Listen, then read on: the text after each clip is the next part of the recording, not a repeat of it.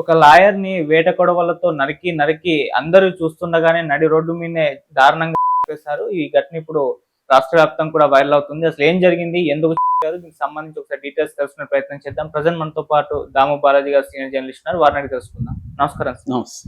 Sir, ఒక advocate ని నాగర్ కర్నూలులో జరిగిన ఇన్సిడెంట్ వేట కొడవలతో దారుణంగా చేశారు. అసలు ఏం జరిగింది, ఎందుకు చేశారు, దీనికి సంబంధించి ఎటువంటి వివరాలు ఉన్నాయి?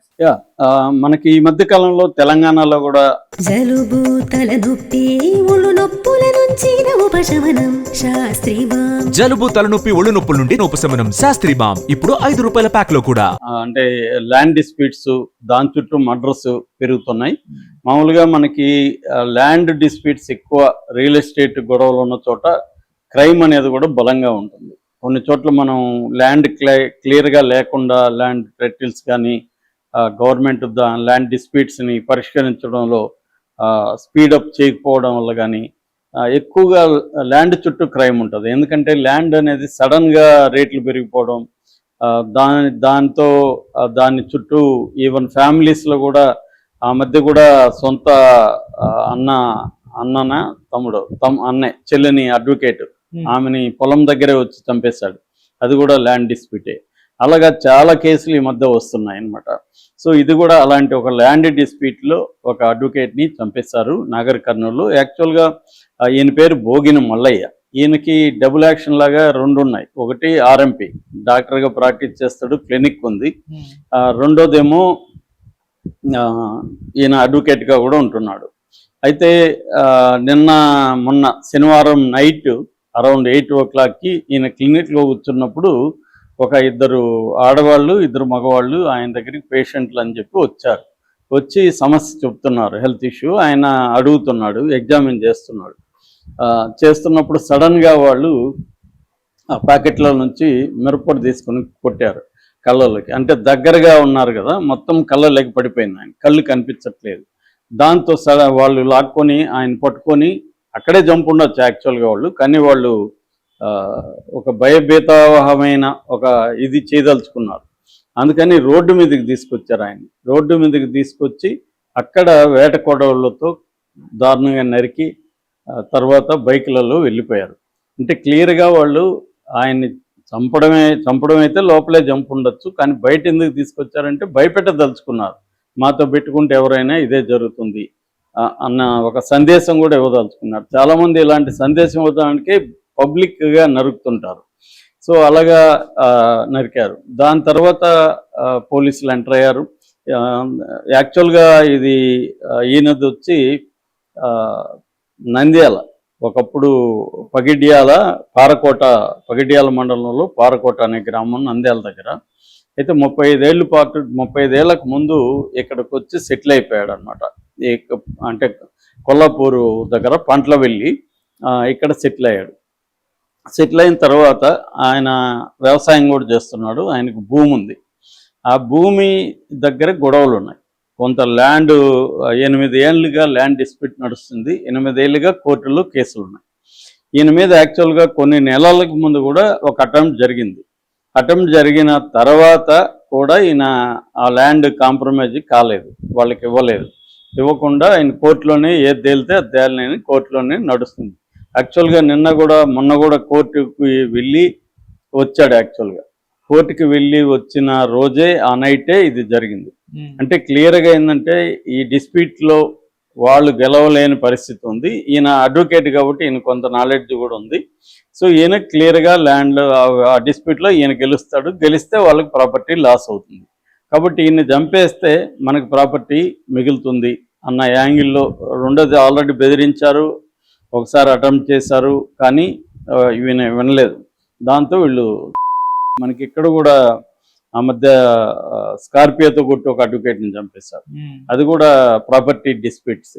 అంటే ప్రాపర్టీ డిస్ప్యూట్స్లోనే ఎక్కువగా ఇవి జరుగుతున్నాయి. ముఖ్యంగా జనరల్గా ఏం జరుగుతుందంటే ఈ లీగల్ డిస్ప్యూట్స్ అనేవి తేలవు. కోర్టుల్లో పోతే ఏండ్లు తరబడి ఉంటుంది. ఎందుకంటే ఇండియన్ కోర్ట్స్లో ఆల్రెడీ 5 కోట్ల కేసులు పెండింగ్లో ఉన్నాయి. ఇప్పటికే ఎక్కువగా సివిల్ కేసులు అయితే అసలు తేలవు. క్రిమినల్ కేసులే ఏండ్లు పడుతున్నాయి. ఇంకా సివిల్ కేసులు అనుకో కోర్టులు ఎప్పటికి తేలదు. పొసెషన్ ఈయన దగ్గర ఉన్నప్పుడు వాళ్ళకి కోర్టులో తేలాలంటే ఆల్రెడీ 8 ఏళ్ళు అయిపోయింది, ఇంకో 10 ఏళ్ళు పట్టింది అనుకో, ఇప్పుడున్న జనరేషన్ అంతా ఏజ్ అయిపోతుంది. మామూలుగా ఇవాళ ఎలా ఉంటారంటే ఇప్పటికిప్పుడు అనుభవించాలి జీవితాన్ని, ఇప్పటికిప్పుడు ఎంజాయ్ చేయాలి అన్న దీంట్లో ఇవాళ జనరేషన్ ఉన్నారు. అంతేగాని నాకేదో 20 ఏళ్ళ తర్వాత ఆస్తి నాకేంటి లాభం అన్నట్టుగా ఉంటుంది పరిస్థితి. అందుకని ఎక్కువగా ఏంటంటే అవతలోడు వీక్ అనుకుంటే వాళ్ళని లేపేద్దాం అనేది జరుగుతుంది. ఈ మధ్య తెలంగాణ ముఖ్యంగా హైదరాబాద్ చుట్టుపక్కల రేడియస్లో ల్యాండ్ కాస్ట్ విపరీతంగా పెరిగిపోయింది. ఈ పెరిగిపోవడంతో ల్యాండ్ డిస్ప్యూట్స్ని పోలీసులు కూడా ఎంటర్ అయిపోతారు చాలా చోట్ల. సివిల్ కేసులు కాస్త క్రిమినల్ అవుతుంటాయి.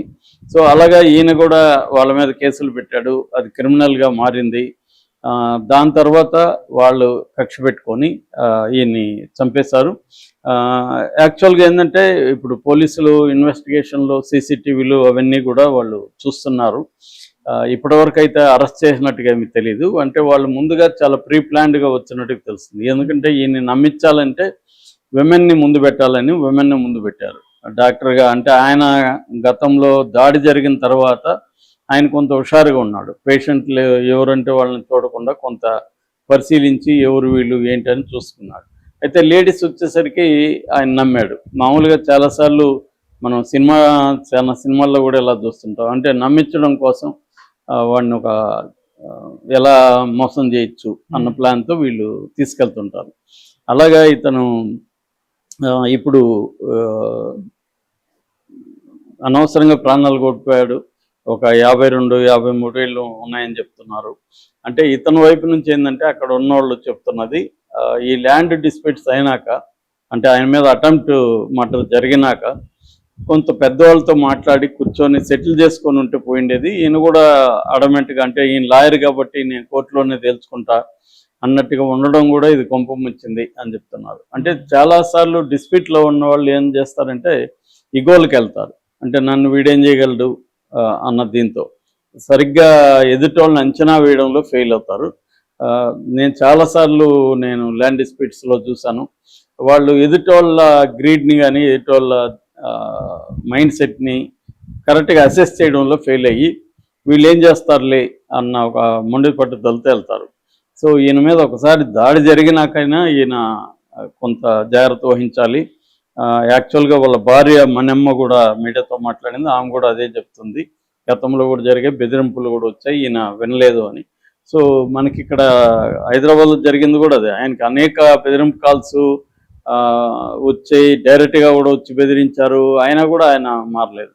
సో ఇటువైపు నుంచి ఏంటంటే ల్యాండ్ డిస్ప్యూట్స్లో చాలా జాగ్రత్తగా ఉండాల్సిన అవసరం ఉంది. మన ప్రత్యర్థి ఎవరు, వాళ్ళ సైకాలజీ ఏంటి, వాడికి ఏమీ నిర్ణయం తీసుకోవచ్చు, ఇవన్నీ కొంత ఆలోచించుకోవాలి. ఎందుకంటే ఇప్పుడు ప్రాణం పోయినాక ఏముంటుంది, ఆస్తి పోతుంది, ప్రాణం పోతుంది. ఇప్పుడు బతుకుంటే కనీసం డీల్ చేసుకుంటే దాంట్లో ఎంతో కొంత ఆస్తి ఉండేది, ప్రాణం మిగిలి ఉండేది.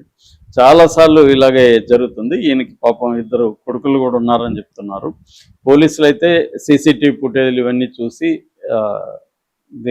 అంతకులను పట్టుకునేదాన్ని ట్రై చేస్తున్నారు. నాకు తెలిసి వాళ్ళు కూడా దొరకమనేదేమీ ఉండదు, ఎందుకంటే పబ్లిక్గా చేశారు కాబట్టి వాళ్ళకి కూడా తెలుసు మనం దొరుకుతామని.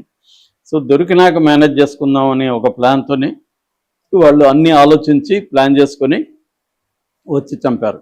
అంటే జైలుకి వెళ్తాం, జైల్లో డబ్బులు ఖర్చు పెట్టుకుంటే ఈ ఆస్తిలో బోల్డ్ డబ్బులు వస్తాయి కాబట్టి అందులో కొంత ఖర్చు పెట్టుకుంటే వాళ్ళ తరఫున ఇప్పుడు ఆయన తరఫున పోరాడడానికి ఎవరు గట్టిగా లేరు. సో అలా మేనేజ్ చేసుకుందాం అన్న ఒక యాంగిల్తోనే వీళ్ళు వచ్చారు. నేను చాలాసార్లు చెప్తుంటా, ఓన్లీ 37% మాత్రమే హత్య కేసుల్లో కన్విక్షన్ రేట్ ఉంది. సో మిగతా 163 మంది హత్య కేసులు తప్పించుకుంటున్నారు ఇండియాలో. ఇది సేమ్ ఇదే యాంగిల్, డబ్బులు పెట్టుకొని ఖర్చు పెట్టుకొని కొద్ది రోజులు జైల్లో ఉండి బయటకు వచ్చేస్తే తప్పించుకోవచ్చు అన్న యాంగిల్తోనే హత్యలు ఎక్కువ జరుగుతున్నాయి. ఇది కూడా అలాగా ఒక ప్రీ ప్లాన్డ్ మర్డర్గా మనం చెప్పుకోవచ్చు. Okay sir, thank you so much. ఒక వీడియో పంపించాను చూడు. అలాగా? ఏఐలో చేశాను, నువ్వు తాత ఉన్నట్టు. కాలం మారుతుంది, టెక్నాలజీ మారుతుంది, కానీ ప్రేమ, ఆప్యాయత, శాస్త్రీ బామ్ ఎన్నటికీ మారవు. జలుబు, తలనొప్పి, నడుము నొప్పి, మోకాళ్ళ నొప్పుల లాంటి లక్షణాల నుండి ఉపశమనానికి Shastri balm. Trusted by millions since 1992.